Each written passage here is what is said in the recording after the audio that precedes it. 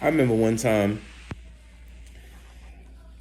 I used to think all homeless people like stink. They had an odor or something like, or you might catch cooties or, you know, I I didn't know. Ignorant. I was like, oh, I see them. They all smell. I was like, oh man, I gotta stay away from them. So one day I got older. I found myself homeless. I moved to Charlotte, North Carolina. I used to live, a nice place, whatever. And the reason why I got homeless was because when I first moved there, you could have pit bulls. So I was there for like about 2 years, and then they had new management, and then you couldn't have pit bulls no more. So now I'm in a dilemma. Do I get rid of the dog, stay there, or I get somebody to take the dog, which one suck for me. So anyway, I wound up having somebody take the dog, but the person was way out of town, so couldn't commute. Like I was in Charlotte, they was in Jersey, so I had to travel all to Jersey for to take care of the dog. But anyway, I say that to say this.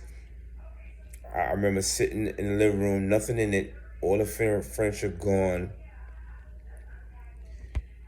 and I had to make this phone call that I never had to make before.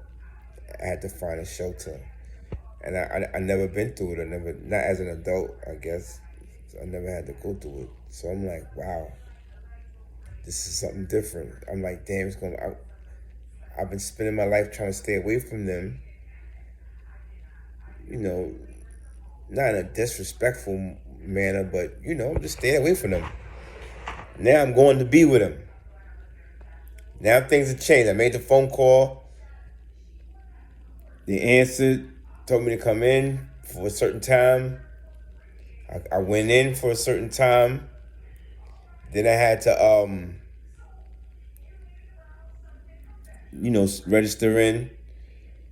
And I'm like, damn, all the time I'm saying to myself, damn, man, this is some bullshit. Over a dog? Anyway, long story short, there was no turning back.